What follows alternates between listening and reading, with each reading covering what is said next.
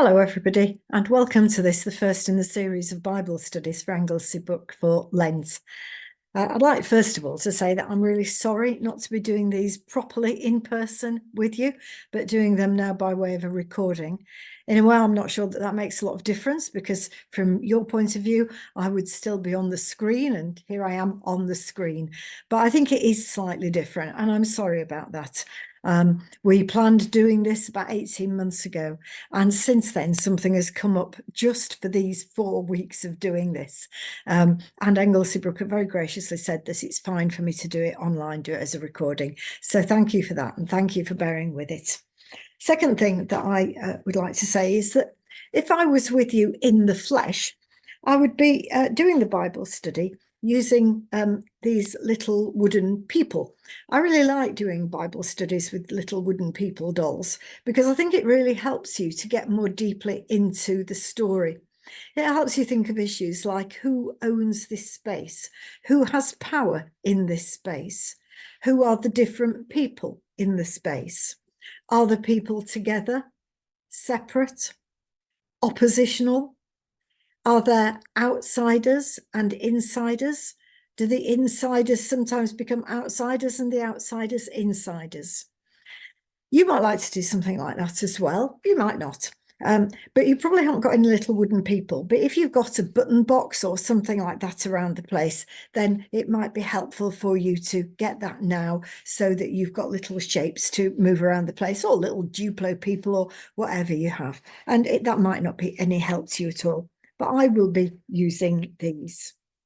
And the third thing that I want to say, and I'm going to share my screen in order to say it more graphically, is that for these Bible studies, I have wanted to look at the motif of where water is to be found throughout the Bible.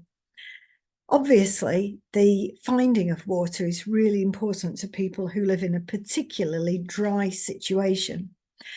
And the climax of all of that is where Jesus himself says that not only is there water, but that he is the living water, the water that does not give out. Taking that as read and knowing that the water is the important thing, I'm also really interested in these wells or rivers or springs, whatever they are, these places of community where people and their issues and their stories meet, and where sometimes there is the meeting between the individual and the transcendent.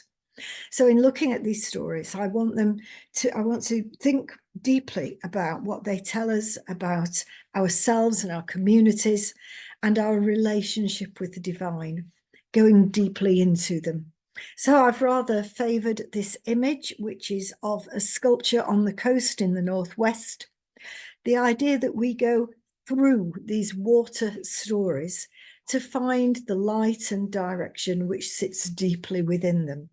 My friend Lat Blaylock often quotes the psalm where it says, deep cries unto deep, believing that in matters of faith, there are very deep things which speak to a very deep place inside of us. And it's that depth which in these passages I'm hoping that we might discover. Now, I have a confession to make. This isn't the confession. Let's do this bit first. So this one is wade in the water, seen and known. And in this session, we look at 2 encounters with God, one in a place of exclusion and another in the heart of the community. But you might look at both stories and think, well, which is the story about exclusion? Which is the story about the heart of the community here? Now, I have a confession to make, and the confession is that I recorded this video and then promptly managed to delete it. Well, I've since found it on my computer, but just when I deleted it, a friend sent me some information which I thought was so good that I almost felt it was not happy, but meant to be. And I'm pleased actually to do this again and incorporate this better version of the information that I already had. And I've decided to take the stories in a different order. Not that this makes any difference to you because you didn't hear the order the first time. These are 2 stories about women who find themselves or appear to find themselves in a difficult situation.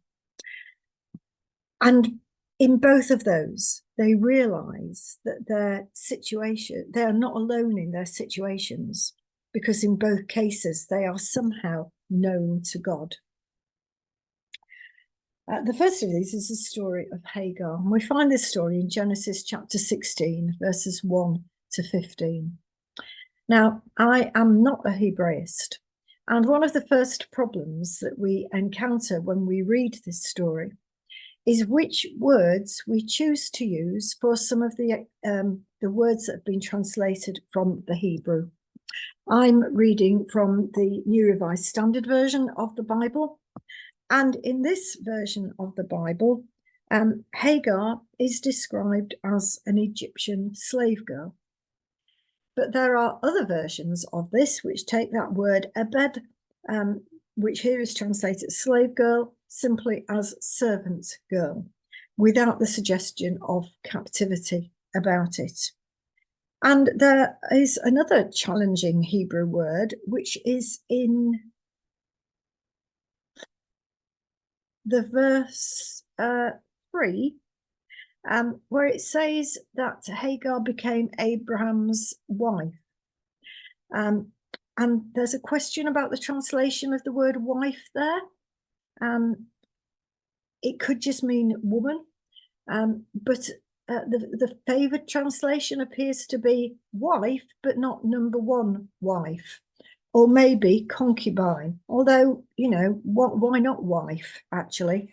Why concubine and not wife? Those of us who've watched The King and I know that it's possible to have wives and concubine. And here, there is not the implication of a big community of women around Abraham, but of quite a small number of women with whom he has relationships. We'll talk about that side of things in a moment. So I'm going to use the words that are in this translation, but you might bear in mind in my doing so that it's possible to use other words. So reading from chapter 16. Now Sarai, Abram's wife, bore him no children. She had an Egyptian slave girl whose name was Hagar. And Sarai said to Abram, "You see that the Lord has prevented me from bearing children. Go into my slave girl. It may be that I shall obtain children by her." And Abram listened to the voice of Sarai. So after Abram had lived 10 years in the land of Canaan, Sarai, Abram's wife, took Hagar the Egyptian, her slave girl, and gave to her husband Abram as a wife. He went into Hagar and she conceived. And when she saw that she had conceived, she looked with contempt on her mistress. Then Sarah said to Abram, "May the wrong done to me be on you. I gave my slave girl to your embrace, and when she saw that she had conceived, she looked on me with contempt. May the Lord judge between you and me." But Abram said to Sarai, "Your slave girl is in your power. You do to her as you please." Then Sarai dealt harshly with her, and she ran away from her. The angel of the Lord found her by a spring of water in the wilderness, the spring on the way to Shur. And he said, "Hagar, slave girl of Sarai, where have you come from and where are you going?" She said, "I am running away from my mistress Sarai." The angel of the Lord said to her, "Return to your mistress and submit to her." The angel of the Lord also said to her, "I will so greatly multiply your offspring that they cannot be counted for multitude." The angel of the Lord said to her, "Now you have conceived and shall bear a son. You shall call him Ishmael, for the Lord has given heed to your affliction. He shall be a wild ass of a man, with his hand against everyone and everyone's hand against him, and he shall live at odds with all his kin." So she named the Lord who spoke to her, "You are El Roi," for she said, "Have I really seen God and remained alive after seeing him?" Therefore, the well was called Beer Lahai Roi, and it lies between Kadesh and Bereh. Hagar bore Abram a son, and Abram named his son, whom Hagar bore, Ishmael. Abram was 86 years old when Hagar bore him Ishmael. There are two other words, the meaning of which is helpful and important in this last part of the passage. She calls the well Bir Lahai Roy. And my Bible gives me a little footnote. Other Bibles, more helpfully, I think, have that line in the text, because to me it's the absolute high point of the text. The well's name is "You are the God who sees me." And she calls her child Ishmael. And Ishmael means God hears. So this is a story about a woman's experience of a God who, even when she is in her darkest place, sees her and knows her. And if I use my little wooden people, which are not the most helpfully deployed in this story, actually, we have a story. Just going to stop screen sharing for a moment. We have a story of three people. Two people of exalted status and one person of much more humble status. But it is the woman of humble status who actually becomes the hero of this particular story. It'll be interesting in a moment to think more about this woman whom this story is about, and more about these two people in whose lineage, if you like, this woman figures. Let's start by thinking about Hagar. It is interesting, I think, that in different versions of the translation, the word slave girl and servant girl is used, because those two different words give us a very different impression of what's going on in this story. Now, I'm not sure any of them are particularly satisfactory or cheering impressions. This is a story about this woman, Hagar. In our Bibles, she is referred to as a slave girl, maybe a serving girl. And it's said that she is Egyptian. That's reasonable, because if we think about the story, Abraham, or Abram, as he's called at this point in the story, and Sarai, they have been in Egypt as part of their leaving their former land, the Chaldean land of Ur, and coming to this new place, Canaan, where they have started a fixed settlement. And when they were in Egypt, they had a tough time, and they did some tough and maybe slightly dodgy things when they were there. And it's quite possible that as they left Egypt, that they brought or bought or were given Egyptian young women to be part of their community. I think there are different ways of imagining this. If we think, for example, about people like Mary, Queen of Scots, and Anne Boleyn, they came from distinguished families like the Egyptian royal court. They came from distinguished families, but they joined the households of other powerful people at the time. Both of them grew up in the French court, and they learned things about life, and they met people, and hopefully, we got sort of marriage ready and world ready and all the rest of it by the time that they spent in these different places. So it is possible to think of Hagar both as a very lowly person, but also possibly as quite a maid of quite exalted status, a serving girl, but a serving girl of an important woman in an important man's entourage, not necessarily in this very lowly role. I'll say that because if you look at some Jewish interpretations of the story and Muslim interpretations of the story, where it's the same core text, if you like, Hagar is viewed quite differently. In some Jewish traditions and Muslim traditions, she is seen as an Egyptian princess who is part of, if you like, Abraham's court, and has gone there as a person of no mean importance. And in the Islamic story, she is certainly thought of as an Egyptian princess in the Islamic version of this story that I've come across. So there's different ways of thinking about Hagar. One thing that interested me was that when I said to somebody, oh, well, of course, in the Muslim story, she's an Egyptian princess, the person, who's a very empathetic and liberal person, said, oh, well, we can understand why Muslims might think that's about Hagar. I said, what do you mean? And he said, well, because she's their founding mother, if you like, and they don't want to think that she was just a slave girl or a servant girl in Abraham's household. And I was interested that for no reason, it seemed to me, he was willing to say, obviously, the Muslim story is wrong, and obviously the Christian interpretation is right. And I wondered why it is that we feel that necessary to be closed to those possibilities when we could be open to them.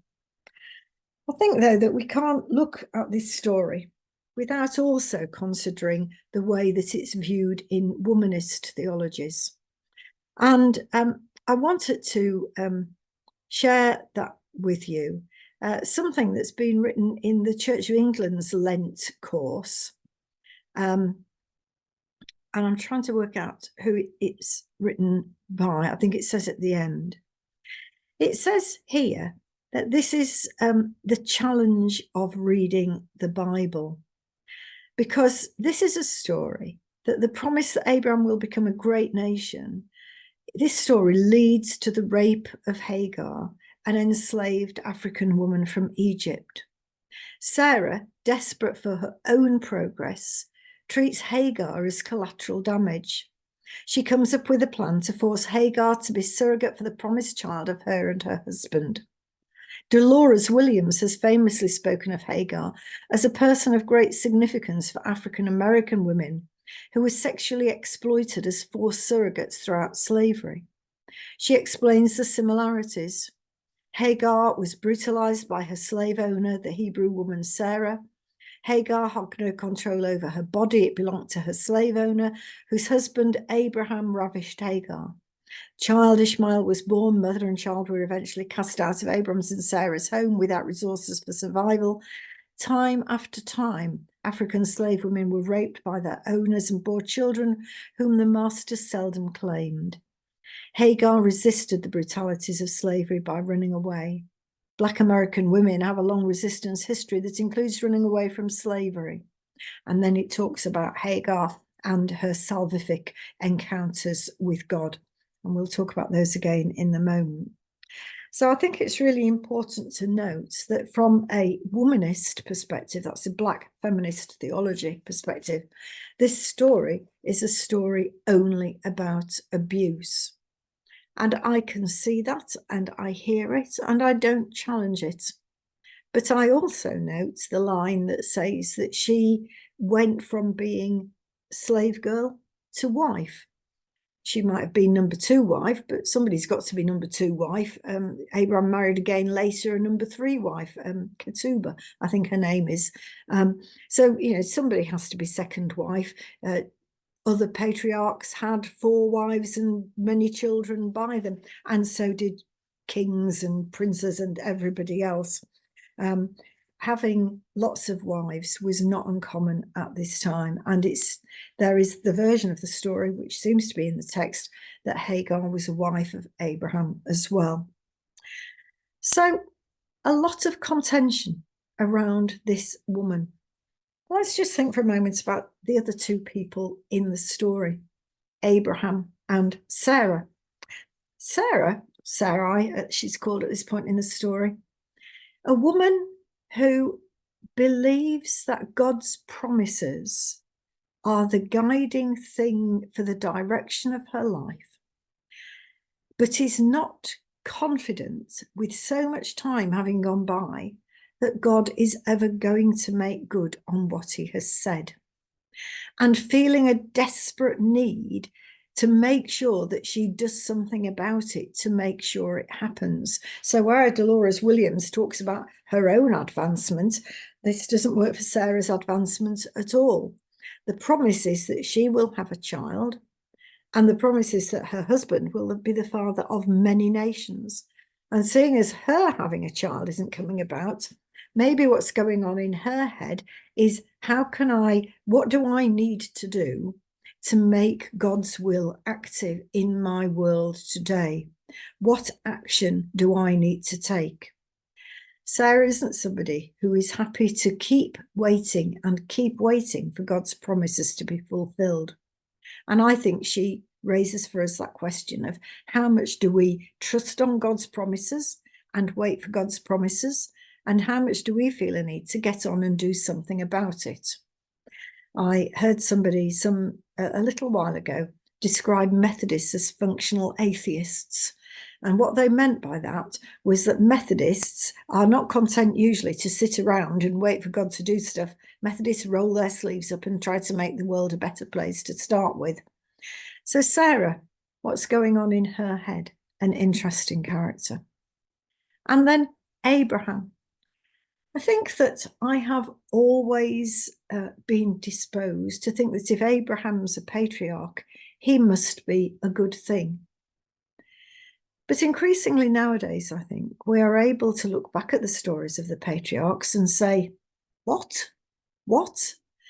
Because looked at by an outside eye, Abraham is one of those people whose actions become very difficult to defend.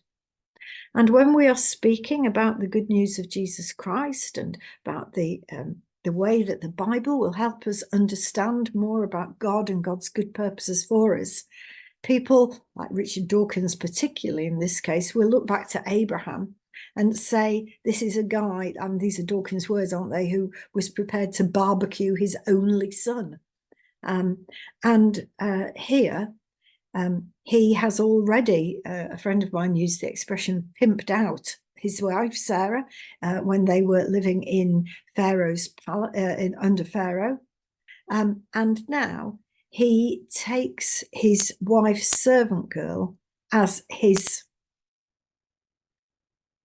the possibility for him to achieve the having of many children. Now, whether he marries her, whether this is a story of somebody from low down in the social structure getting on and doing quite well through an advantageous marriage, or whether it is simply a case of, I need to have children, I need to do something, and you're as good as anybody. I don't think that we can know. But I do think that I am more prepared to be realistic in my views about the patriarchs and to wonder how it is that we represent those to other people when we are telling these stories. They can seem offensive, can't they?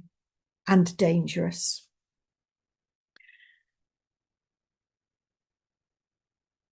Sorry, complete mental block then, yes. The reason I think this story is so special, though, is because of the experience that Hagar has. She has 2, maybe 3 experiences which count for a lot. She sees God. It doesn't seem to say in the narrative that she sees God, but she says that she has seen God. And because she has seen God, she also rejoices that this God with whom she has met, of whom she has had this special experience, is close to her and knows her and cares about her and is keen to do good things for her. Hagar is a reminder that even when our lives are going to hell in a handcart, God is there watching, knowing, and understanding a part of the life that we lead, full of love and compassion for us. She calls her child the God who hears. So she says both, this is that you are the God who sees me, and you are also the God who hears me. Whether it is the darkness and difficulty of our life that we feel God could not be interested in, or whether it is our desperate petitions that we feel God cannot possibly hear, Hagar is testimony to the fact that God does see and hear. And testimony is a really good word, because this woman lived about 4,000 years ago, 2,000 years BC, roughly, give or take. And we only know, the only person who was there when this happened is this person, Hagar. And she's a woman. And yet her words, her testimony is here in chapter 16. You know, the very first chapters of the Bible are about a woman's experience, her experience of God, about being seen by God, and about being heard by God. And nobody else can have told this story. It can only be Hagar who has told this story. So for 4,000 years, people have known this story because Hagar came back in from the wilderness and told people, recorded what had happened to her. And she makes me ask how easy or difficult we find to talk about the experiences that we have of the transcendence, the experiences that we have of being seen and known and loved and heard by God.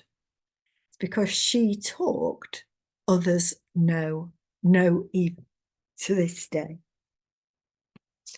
Our second passage is also about a woman who talked. And we'll share screen again.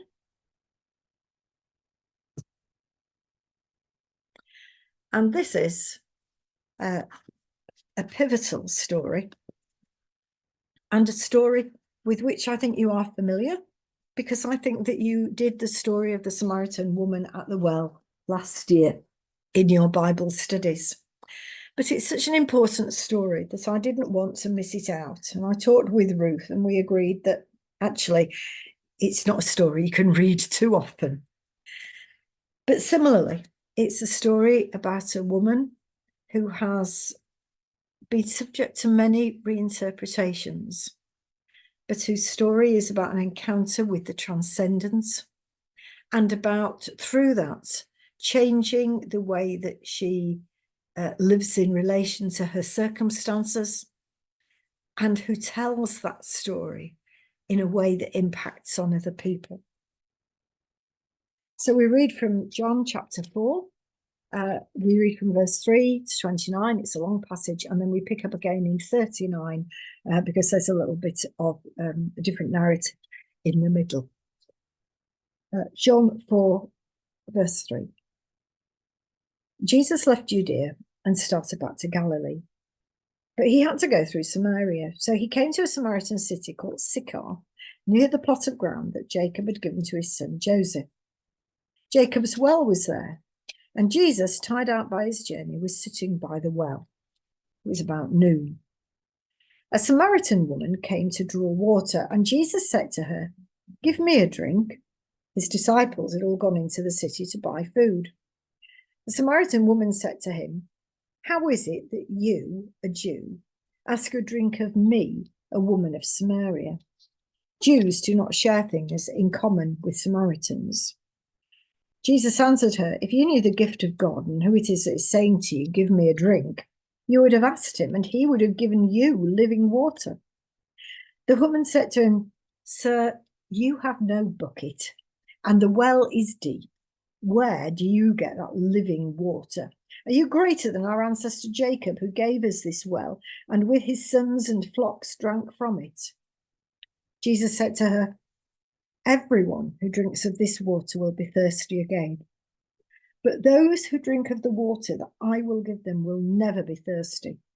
The water that I will give will become in them a spring of water, gushing up to eternal life." The woman said to him, "Sir, give me this water so that I may never be thirsty or have to keep coming here to draw water." Jesus said to her, "Go and call your husband and come back." "I have no husband." Jesus said to her, "You're right in saying, 'I have no husband,' for you have had 5 husbands, and the one that you have now is not your husband. What you have said is true." The woman said to him, "Sir, I see that you are a prophet. Our ancestors worshipped on this mountain, but you say that the place where people must worship is in Jerusalem." Jesus said to her, "Woman, believe me. The hour is coming when you will worship the Father neither on this mountain nor in Jerusalem. You worship what you do not know. We worship what we do know, for salvation is from the Jews. But the hour is coming, and is now here, when the true worshippers will worship the Father in spirit and truth. For the Father seeks such as those to worship him. God is spirit, and those who worship with him must worship in spirit and in truth. The woman said to him, I know that Messiah is coming, who is called the Christ. When he comes, he will proclaim all things to us.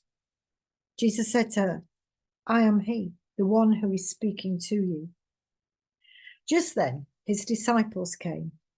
They were astonished that he was speaking with a woman, but no one said, what do you want? Or, why are you speaking with her? Then the woman left her water jar and went back to the city. She said to the people, come and see a man who told me everything that I have ever done. He cannot be the Messiah, can he? They left the city and went on their way and were on their way to him. And then from verse 39, many Samaritans from that city believed in him because of the woman's testimony. He told me everything I've ever done. So when the Samaritans came to him, they asked him to stay with them, and he stayed there 2 days. And many more believed because of his word. They said to the woman, it is no longer because of what you said that we believe, for we have heard for ourselves, and we know that this is truly the Saviour of the world.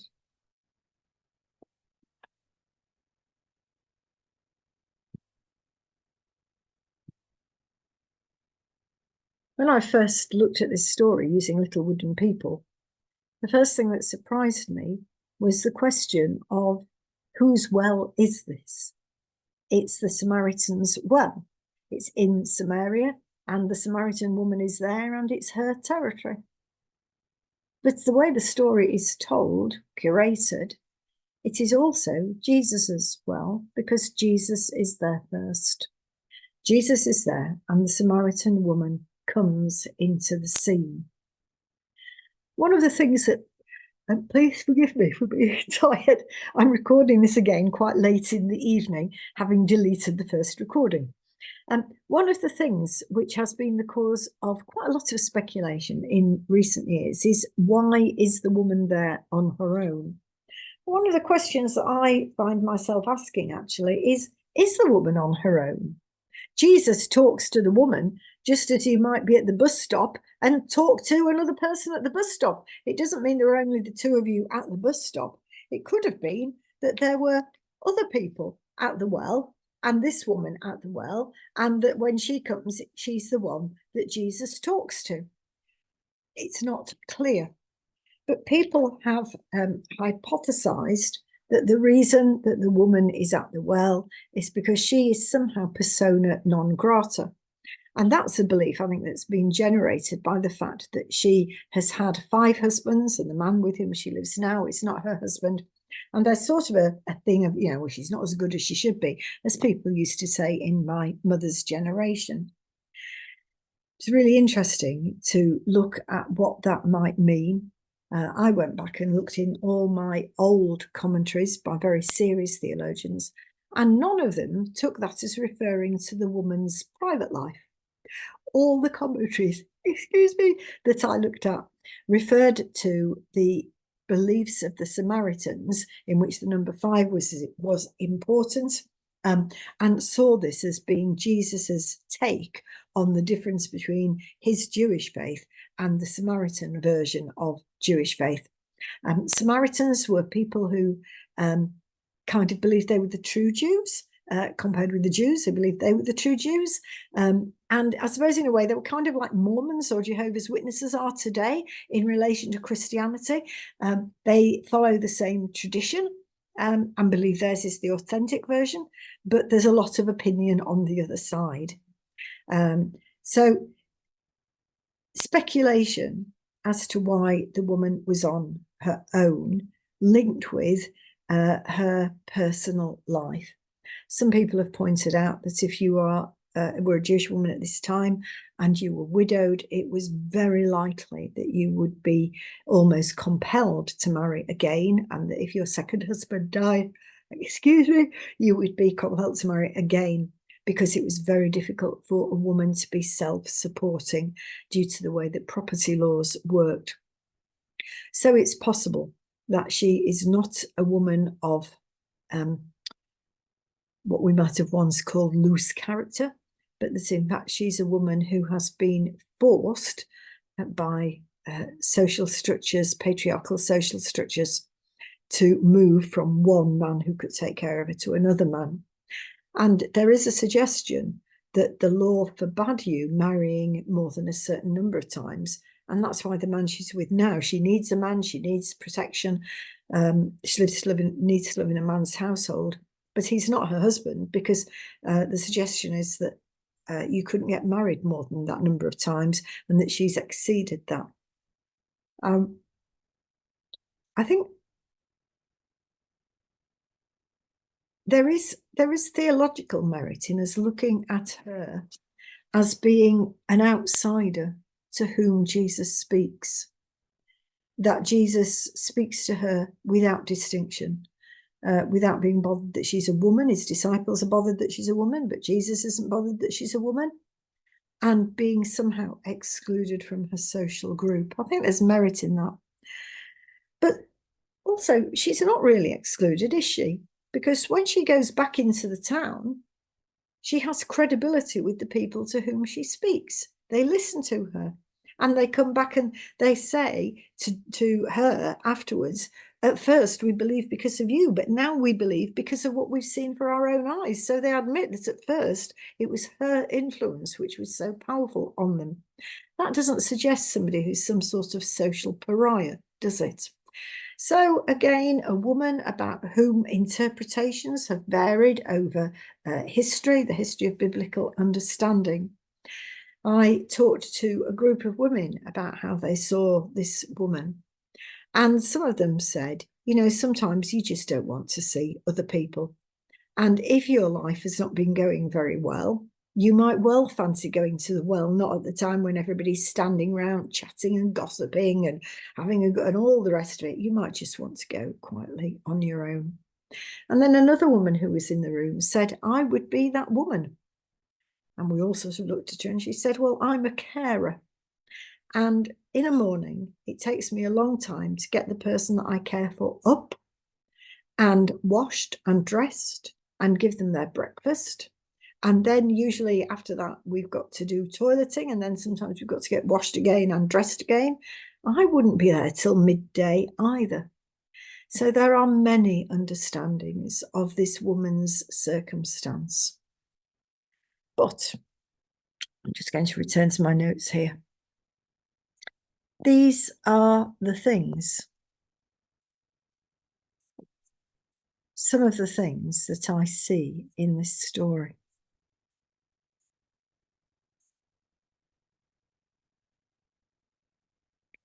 It's a story that makes me ask a number of questions. Without going into the way that John writes his gospel and the different way in which he uses his material compared with the synoptic gospels, it makes me wonder, why is it that Jesus or John, one of them, why does this happen in Samaria? This great encounter with the living water. Why does that happen at a Samaritan well and not a well inside Jewish territory? In the story, Jesus asserts that salvation is from the Jews, but the story ends with a whole load of people finding salvation, and they're all Samaritans and they're all in Samaria. Why does that happen? Then there's that question about the dynamic between the two people. I find that very striking. One of them is the God-man, and one of them has a bucket. The God-man does not have the bucket. The person with the bucket does not have the living water. That creates a very interesting relationship with the two, that the God-man has to ask the woman for the help to get the water that he needs. That says interesting things about where power is in this relationship. And here's a key question that people ask, and I ask: on what planet do 12 men go shopping? That's putting it in a comic way. But why does John construct it like this? We know that people wouldn't go through Samaria. If you lived in Nazareth, where Jesus lived in the north of the country, and you needed to get to Jerusalem, you would most likely go across the Jordan and go through Transjordan. You wouldn't go straight down through Samaria, because the Samaritans and the Jews did not get on. It was really quite dangerous as a place to be. So here, they're not only going through Samaria, but it's a scene of a curated story. And it's not only the scene of a story, but it's a place where the other disciples, here's a fistful of little wooden people, all these disciples just go off to the shop and leave Jesus on his own at the well with no way of getting any water at the height of the day in Samaria. What's going on there? So there's 5 things, I think, that I noticed particularly in this story. The first of those is that Jesus meets the woman where she is. I think that's a really important message for us in our time as a church today, because we try really hard to get people to come to church, and in lots of places there's lots of exciting things happening that make that work. But for the most part, people are not coming to us where we are telling our story. So how do we go out as church, as Jesus does here, to take the message to who they are, where they are? The wells were great places of community and gathering. What are our wells today? Those places where people just happen to be. Not church, but in lots of online places, people hang out, picking up the gossip and finding out what's going on. Or in other places in our community, people hang out. Where are those places where people are to be found and are receptive, into which we as individuals or as church groups can go? And of course, Jesus takes his message to her, not just physically to where she is, but he also speaks into her situation. He doesn't say, hello, I'm Jesus. I'm a special rabbi sent from God. Let me give you my message. He doesn't stand on a soapbox. He starts off with a perfectly ordinary, reciprocal and respecting conversation about needing water, needing a bucket, needing help, being able to help, but what are you doing here if you've not got a bucket? And moving that conversation about the ordinary things of everyday life that we know onto a conversation about things which are transcendent, things which are about theology and encounter. Say some more about those in a moment. But here, I think that what I would say is that often, I think, as church, our encounter with the other does go to where they are. You need food, we have a food bank. You need school uniform, we have a school uniform bank. We have a supper club, a food cycle club, or whatever. But Jesus does not just stop there. And he doesn't say, you can't have any food from me unless you allow me to evangelize you first. And here you are, have a couple of pamphlets. But in meeting her where she is, emotionally, spiritually, and practically, he also moves to a conversation where she sees more, she sees deeply because of this meeting. We have said already, and it's my second point, that Jesus meets her at the place of her exclusion. Now, let's say, as we've said, she may or may not have been somebody who may or may not have had a life which may or may not have caused people's eyebrows to raise. But let's just say for a moment that she did. Jesus doesn't just meet the excluded person. He actually meets her in the place of her exclusion. If she really has gone to the well at midday because nobody else wants her there when she's there, that is the place where Jesus meets her. Not just meeting her as the excluded person in the street talking to her, but he goes to the place of the outcast who does not feel able to come to him, to come to us. Where are those places? There's places on the margins where we should be, because that's where people are and feel themselves to be cut out and ostracized by being there. How do we go to those? We've said already that that might not be an accurate depiction of the woman, but it's an important strand in thinking about the story. I think I'm impressed in this story with the fact that here is a conversation that can happen regardless of their difference in beliefs. Jesus doesn't get caught up in the minutiae of, well, we believe in this, well, we believe in this, well, we believe in it. It is a conversation of reciprocity and respect, where Jesus does not hold back from what he believes salvation is from the Jews. And yet at the same time, she is able to ask him reasonable questions and he gives her reasonable answers. It is a model in both hearing views different from our own and yet being able to articulate our views with integrity where they are about our understanding of truth. And the people in this story move on because of it. And sometimes we might change what we believe too. Great example of that is a very similar story where Jesus meets the Syrophoenician woman who argues the toss with him about him healing her daughter. And Jesus starts the story apparently not intending to heal her daughter and ends the story by healing her daughter. That people have authentic encounter, genuine open conversation, and sometimes move on, and sometimes people change what they believe or how they act because of the importance of conversation. This is a meeting of unashamed integrity and theology and encounter. I sometimes feel as though as a church we are very good at providing similar social services to others. And it's really important that we do provide them because in many cases others can't provide them.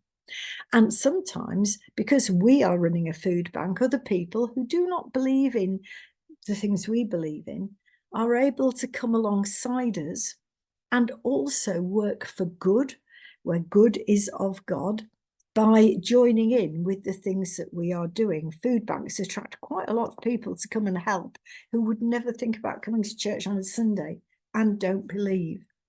So we do, as Christians, we are very often, and there's loads of statistics supporting this, we are very often places and people where good happens.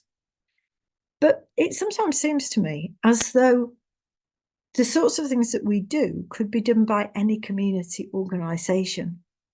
We sometimes seem to stop short of including in our church life outreach the things which talk about the things that our faith is deeply about: beauty and truth and peace and joy and love and compassion, all those sorts of things that are a key part of our message. And those are things that both to outsiders and also I think with each other within the church, we are often hesitant in talking about. Here, Jesus goes quickly to the chase, and he does it quite often, doesn't he? You see those lilies in the field?